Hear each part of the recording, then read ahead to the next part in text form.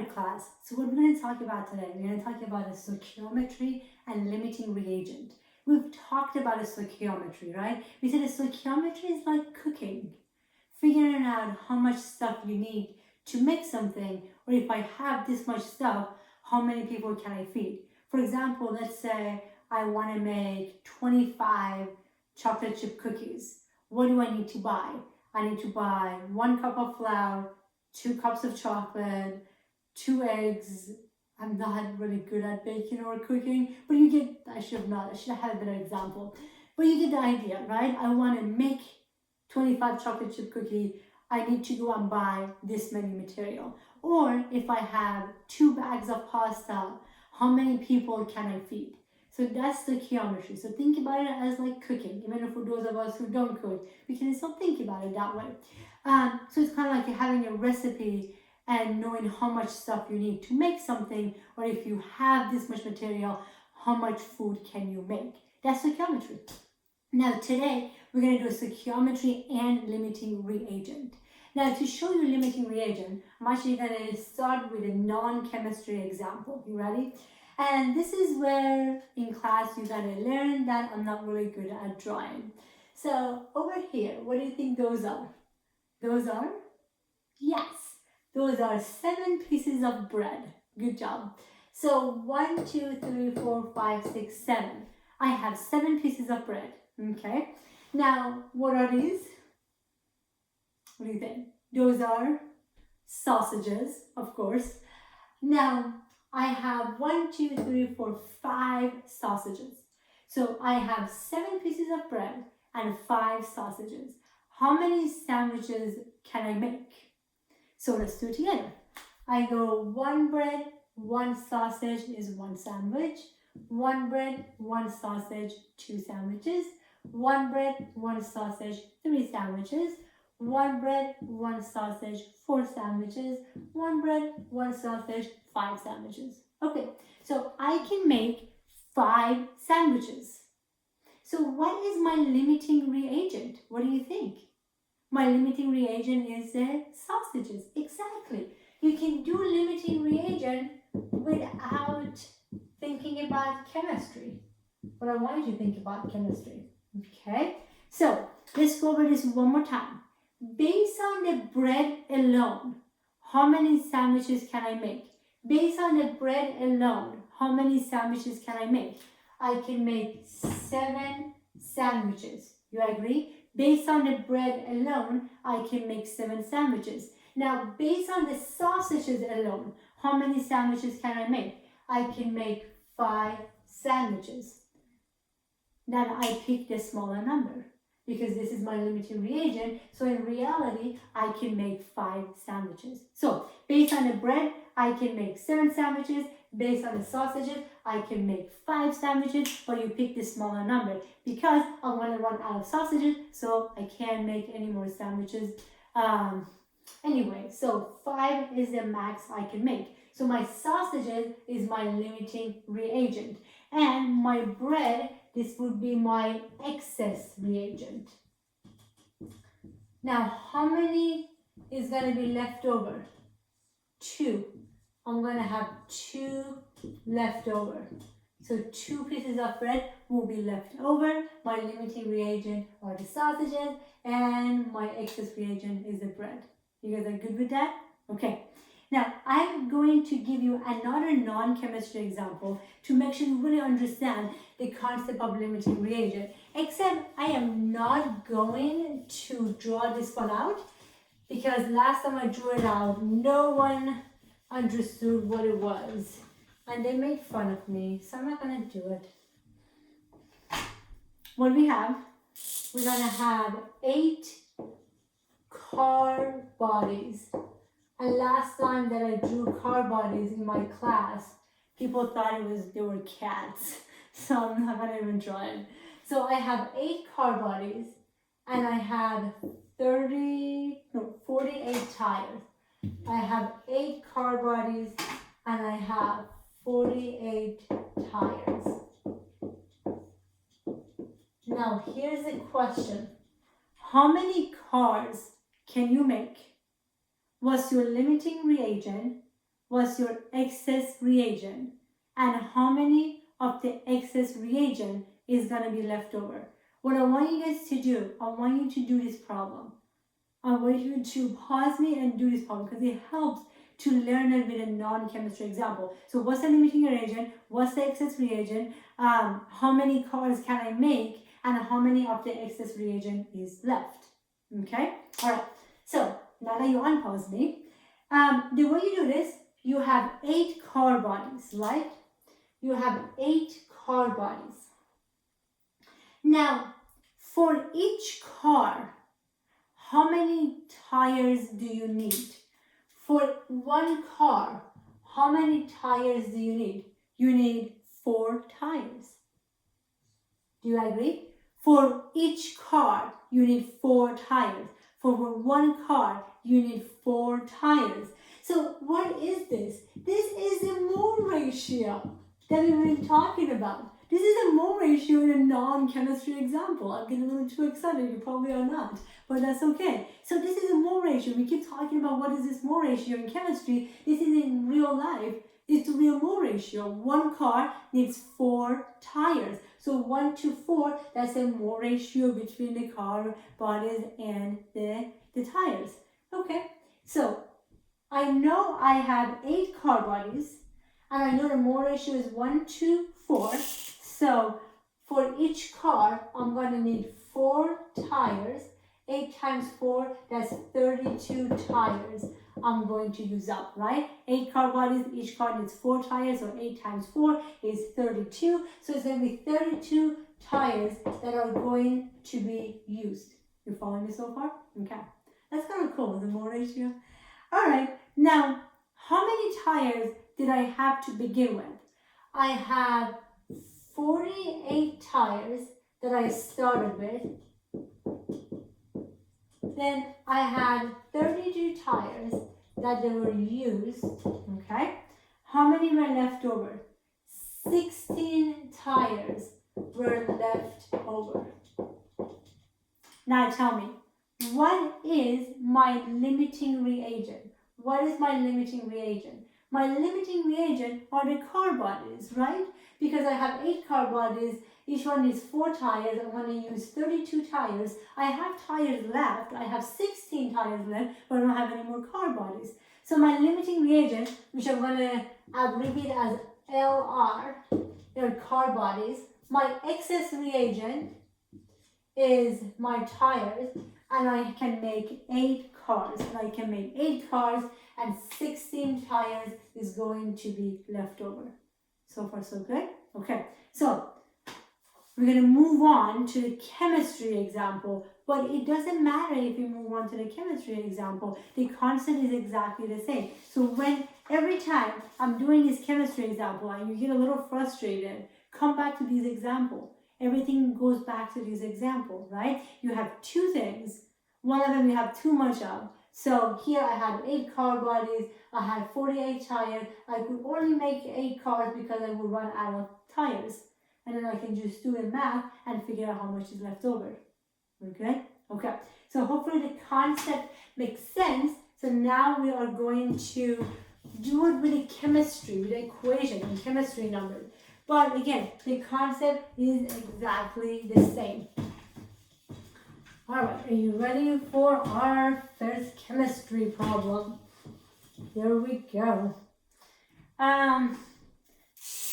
Carbon monoxide gas plus H2 gas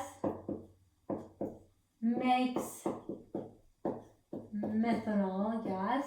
Okay, here is my equation. It's not balanced. You should balance it.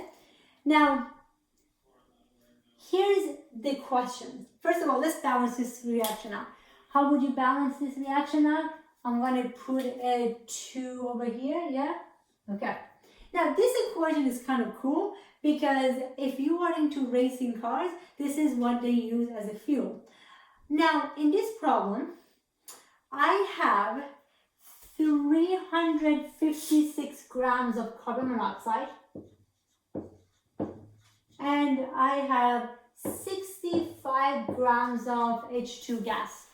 The question is, how much methanol, CH3OH is methanol, how much methanol can I make? Okay, so I have 356 grams of carbon monoxide, I have 65 grams of H2, how much of the product can I make?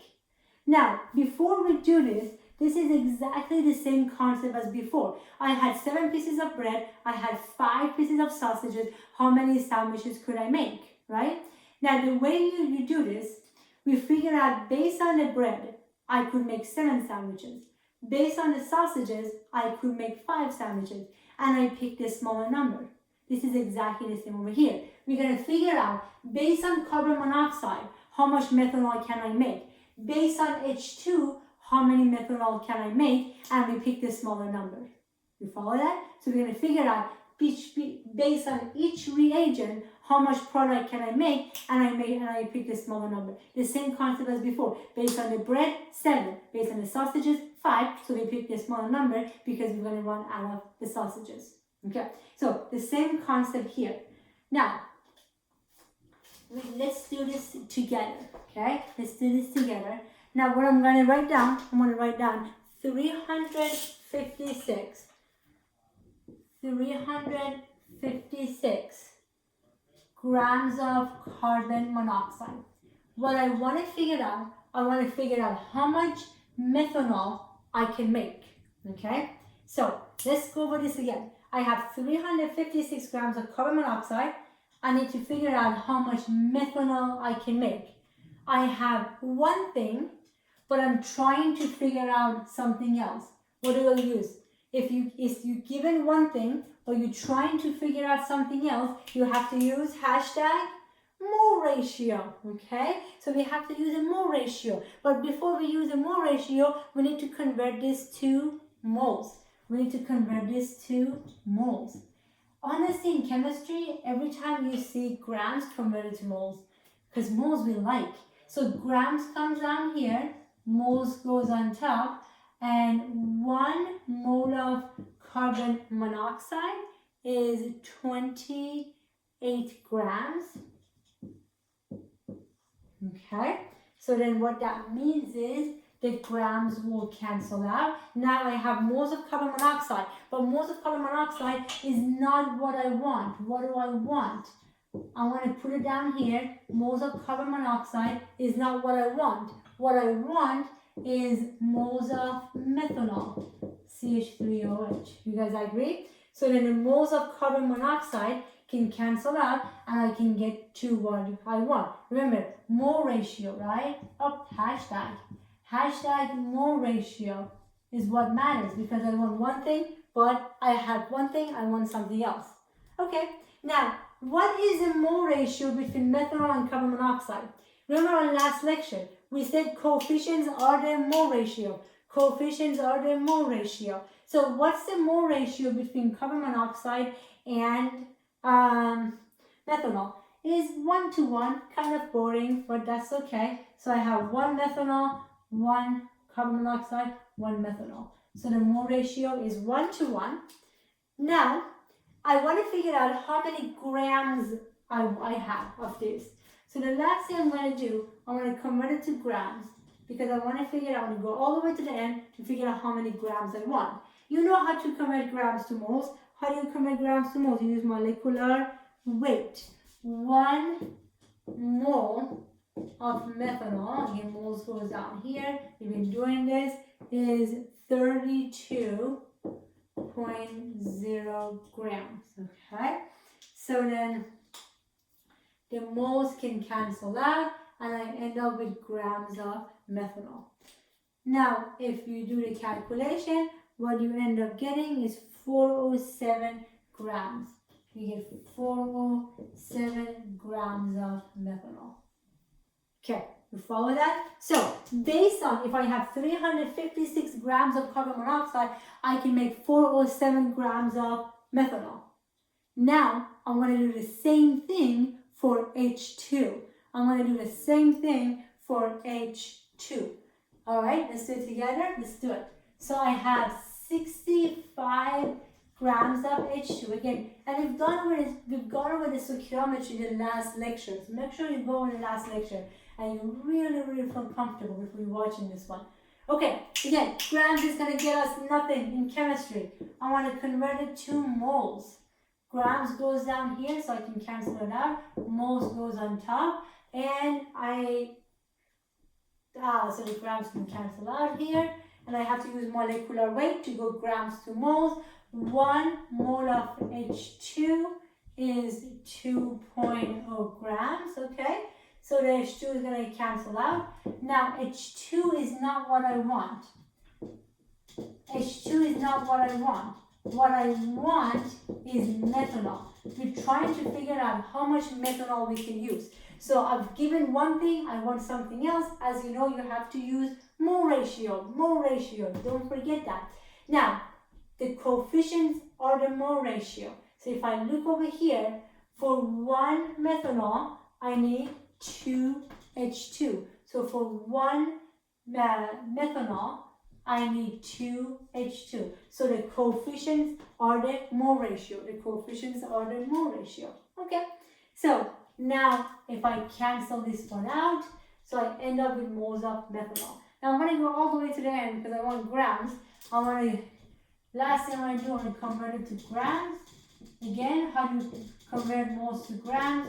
Use molecular weight. 1 mole of methanol is 32.0 grams. Okay, so then the methanol can cancel out. And what I end up getting is 520 grams of methanol. 520 grams of methanol. Okay, the stoichiometry part, hopefully you feel pretty good about it because we've done it in the past before. Just remember, I've given these two. I want to figure out how much of this I need. Grams to mole, you do a mole ratio so you can go to methanol. And then I figure out how much I make. Now, tell me. Based on carbon monoxide, I can make 407 grams of methanol. Based on H2, I can make 520 grams of methanol. So in reality, how many grams of methanol can I make? What's the max amount of methanol I can make? You have to pick the smaller number. Okay? Because we're going to run out. You have to pick this smaller number. So the max methanol I can make is 407 grams. Again, based on bread, 7. Based on sausages, 5. How many sandwiches can I actually make? 5. I pick this smaller number. So 407, 520, I'm going to pick this smaller number. So what is my limiting reagent? What's my limiting reagent? My limiting reagent is carbon monoxide.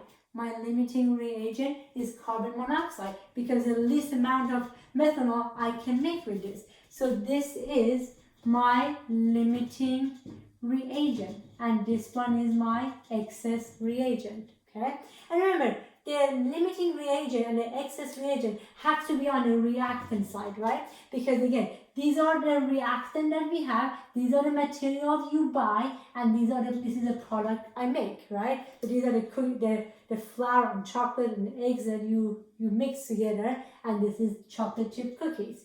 So I have these two reagents, I want to mix together, I make methanol. Now my limiting reagent is carbon monoxide, so the maximum methanol I can make is 407 grams. Yeah, you guys feeling pretty good about this? Okay, nice job. Ready to do one more practice problem? Let's do it. Let's do one more practice problem.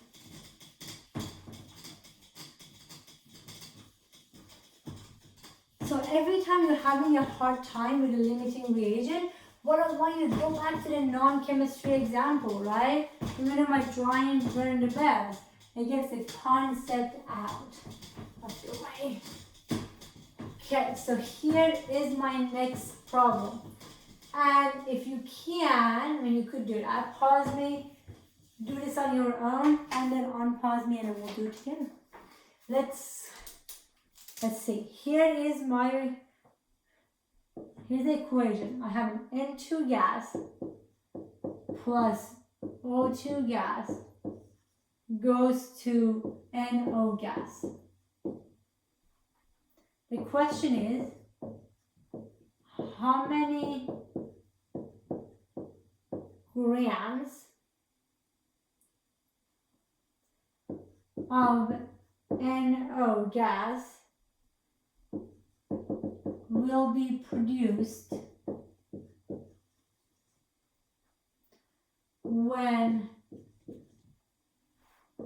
14.8 grams of N2 is combined with 17.4 grams of O2 gas. Of course, I want you to figure out what's the limiting reagent. Okay, you guys ready to do this? Now, I'm going to rewrite this equation, but before I do so, I have more room. Balance this equation out first. Okay, balance this equation out first. I'm just going to rewrite this equation, but balance this equation out. I'm going to do N2 gas plus O2 gas goes to NO gas. So balance the equation. I'm just going to rewrite it so I have more room here. Okay. So the first thing is, don't ever assume an equation is balanced. You should always balance the equation. Now, if I balance this equation, what do I get? If I balance this equation, I get a. So I have 2 nitrogen. I get a 2 over here. Now it's balanced. Okay. Now let's read this question together. So I have N2 gas and O2 gas, and they're going to combine together. And the question is, how much of the NO can I make? How much product can I make? Okay. Now, how much N2 do I have? I have 14.8 grams of N2, and I have 17.4 grams of O2. And the question is, how much nitrogen monoxide can I make? You see the pattern repeating? So I have this much of N2, I have this much of O2, how much NO can I make? It's the same thing as before. I have 7 pieces of bread, I have 5 pieces of sausages, how many sandwiches I can make? Okay, the same thing keeps on repeating. You have to figure out, based on N2, how much NO can I make? Based on O2, how much NO can I make? And I pick the smaller number. And I pick this smaller number. You follow that? So based on each reagent, how much product can I make? And then I pick this smaller number. Good job so far. So let's do this together. I have 14.8 grams of N2. So I have 14.8 grams of N2. And again, what I'm trying to figure out is how much of NO can I make. Again, I'm given, I have one thing, I need to figure out something else. Every time that's the case, you have to use mole ratio. So the first thing you should always do in chemistry, convert it to moles, right? That's a good first step. So I don't want grams, goes here. I want moles, okay? I'm converting grams to moles of N2. And the grams can cancel out. I can end up with moles. How do I go from gram to moles? I use molecular weight, right?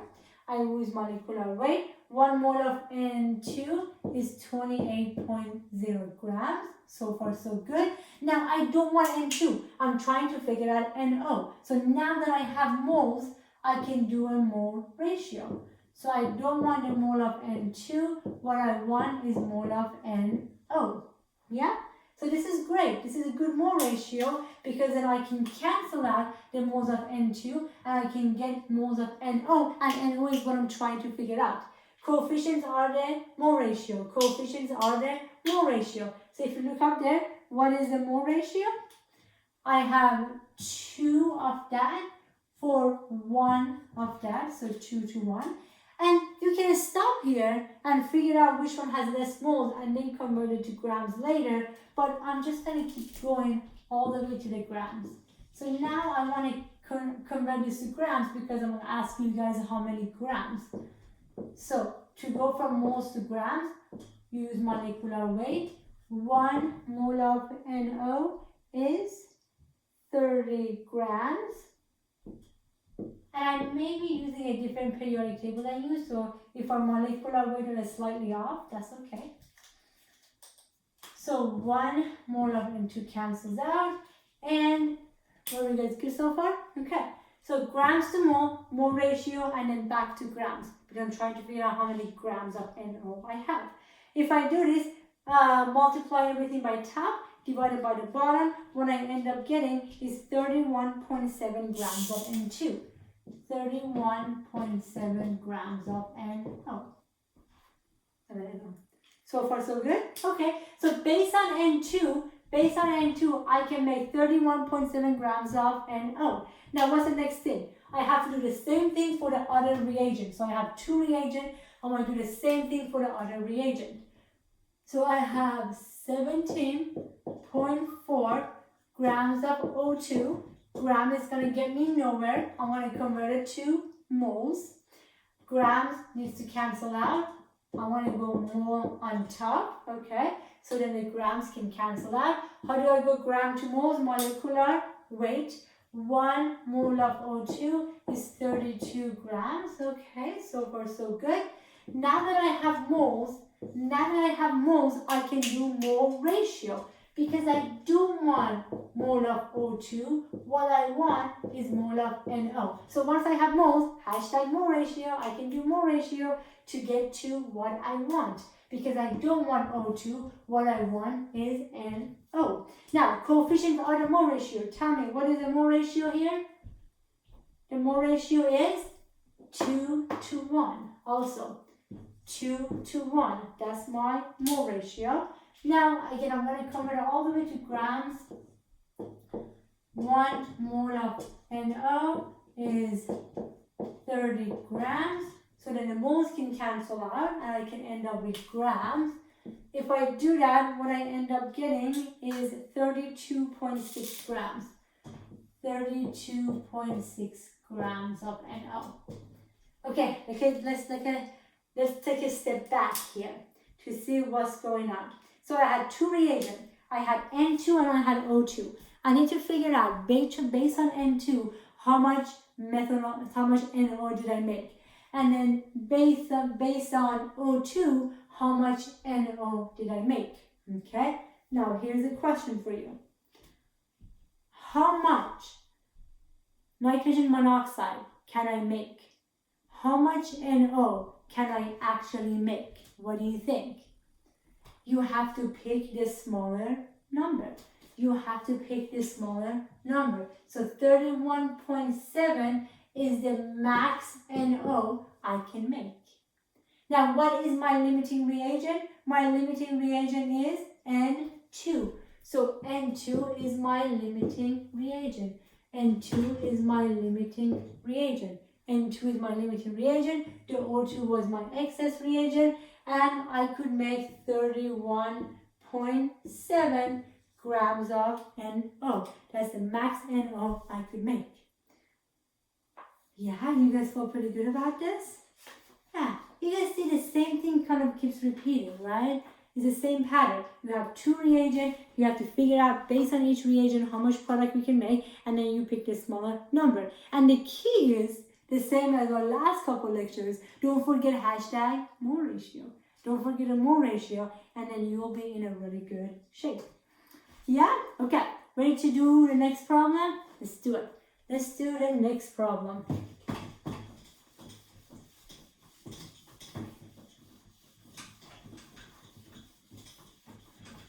Next problem, I'm going to write it down. I'm going to give you some time to do it, and then I'm going to do it together.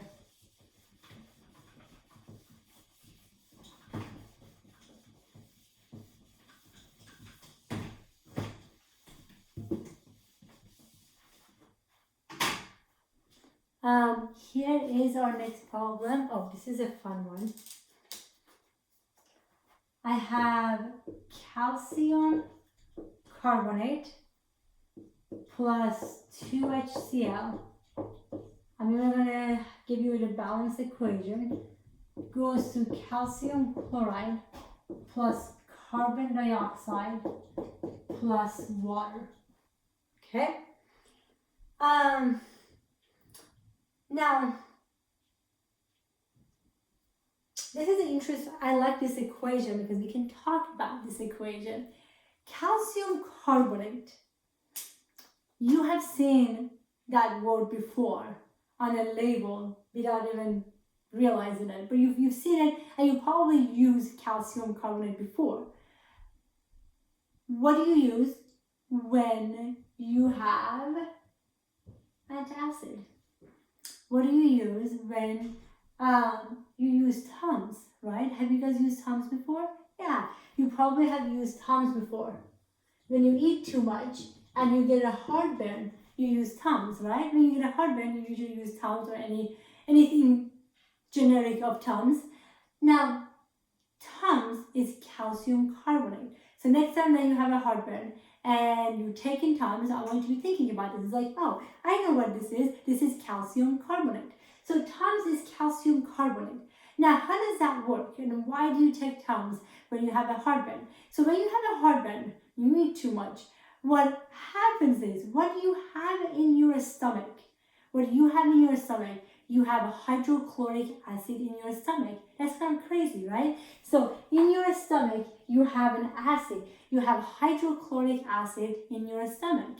And that's because the acid is going to help you digest food. Now, when you eat too much, what's going to happen is, when you get heartburn, the hydrochloric acid, it comes up to your esophagus. And that's what it means by having a heartburn. So you have hydrochloric acid in your stomach, which is kind of cool. Now, when you have heartburn, when you eat too much, the hydrochloric acid, it comes up to your esophagus. You take Tums.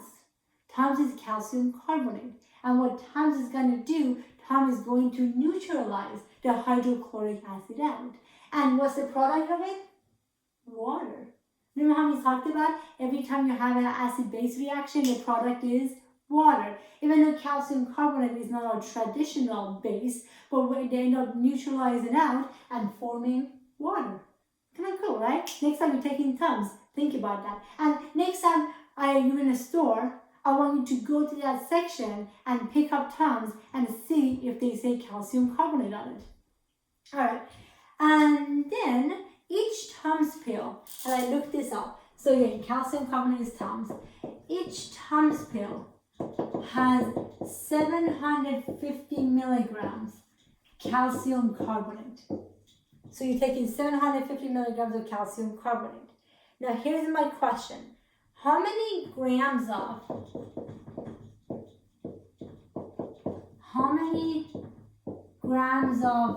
calcium chloride? How many grams of calcium chloride is produced when two Tums pill